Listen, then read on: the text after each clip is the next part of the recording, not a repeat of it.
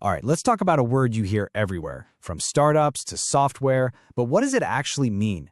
I'm talking about bootstrap. It's one of those words that seems to mean everything and nothing all at once, so let's get into it. I mean, seriously, think about it. You've got a startup bootstrapping its way to its first million. Then you have a data scientist running a bootstrap analysis. And of course, every web developer knows the Bootstrap framework. So what gives? How can one word stretch across business and complicated math and computer code? There has to be a hidden thread connecting all of them. And that's exactly what we're going to unravel today.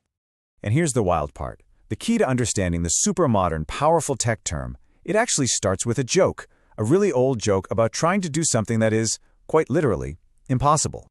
So yeah, let's rewind the clock, because before Bootstrap meant being a self-starter, it meant you were trying to do something completely ridiculous. So check this out. This is the very first time we see this phrase in print, way back in 1834.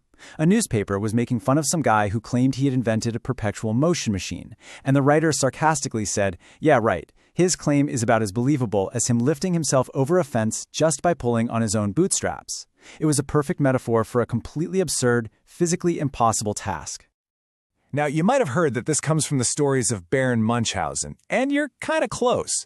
But in the original story, the Baron pulls himself out of a swamp by his own hair, his pigtail to be exact. The whole bootstrap thing is actually the American version of that same idea, trying to lift yourself up with zero external help, which, according to physics, is not going to happen. But then, something amazing happened. Over the next 100 years or so, the meaning of this phrase did a complete 180. The thing that was once a joke about impossibility somehow became a symbol of the American dream. Just look at how this thing evolved. In 1834, it's a total mockery. By 1888, it's a classic physics problem in textbooks to demonstrate Newton's laws. Why can't a man lift himself by his bootstraps? But then, get this, in 1922, the famous author James Joyce uses it in his novel Ulysses with the meaning we know today, to succeed all on your own, through your own hard work. Just like that, the irony was gone and a new, aspirational meaning was born. So here's the absolute key. The meaning flipped from an impossible act of self-generation to an aspirational one. And that core idea of a system kicking itself into gear all on its own, that is the secret that connects all of its modern uses.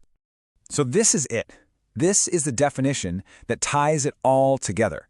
A self-starting process that moves forward without any outside help.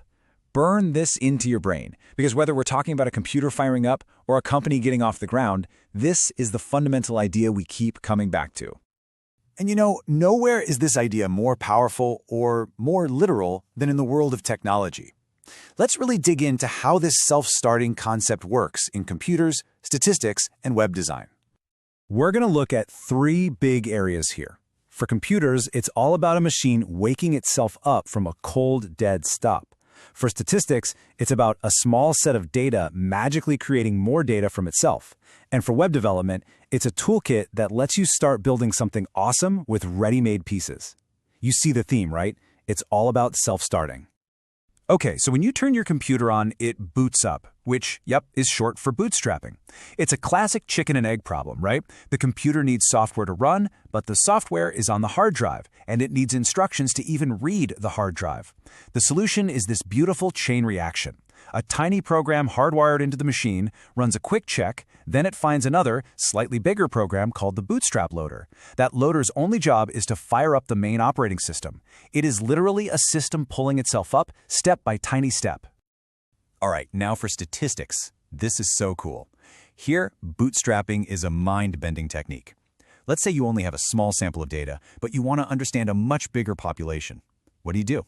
Well, you use a computer to generate thousands of new simulated samples by just drawing from your original sample, over and over and over. The secret sauce is that you sample with replacement. Imagine you have a bag of 10 marbles. You pull one out, you write down its color, and then, this is the critical part, you put it back in the bag before drawing again. You do that thousands of times, and suddenly you have a massive new data set created from just your original 10 marbles. It feels like magic, but it works. And this quote from the University of Virginia Library it nails it. It's perfect. The data is generating more information about itself with no new input from the outside world. The original impossible metaphor becomes a powerful real-world tool in statistics. How cool is that? Okay, but let's be real. In the tech world today, when someone says Bootstrap, odds are they're talking about this, the web development framework.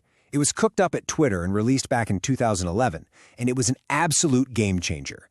It made it ridiculously easy to build professional-looking websites that automatically look good on a phone, a tablet, or a giant desktop monitor. So what's the big secret? It's this number, 12. At the heart of the Bootstrap framework is a 12-column grid system. Just imagine that every web page is secretly divided into 12 vertical columns. Because 12 can be neatly divided by 2, 3, 4, and 6, a developer can create almost any layout they can dream of with very little effort. It gives them a ready-made foundation so they don't have to code a responsive site from scratch. It lets them, well, bootstrap their design process. But this idea isn't just for tech. This whole concept of self-starting, of growing without external help, it pops up in some pretty surprising places, from how you'd fund a company to how we think babies learn to talk. In the business world, bootstrapping is a classic funding strategy. It's the opposite of taking on venture capital. Instead of getting a big check from outside investors, a founder just uses their own savings and whatever money the company starts making to grow the business. They keep 100% control, but the trade-off is the growth can be a lot slower. Is the perfect embodiment of that pulling yourself up by your own efforts idea. The metaphor even makes its way into linguistics, which is fascinating. There's this theory called linguistic bootstrapping, and it basically suggests that kids are born with a tiny innate grammar toolkit. It's not a full language, but it's just enough to let them kickstart the unbelievably complex process of learning one. They leverage that tiny core ability into a full-blown language operation. They self-start. And this brings us right back to where we started. We began with an impossible paradox. We watched it become an ideal, and then an incredibly useful tool.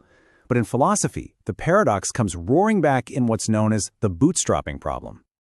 So here's the problem. Can you ever really trust a source of information by just asking that same source if it's trustworthy?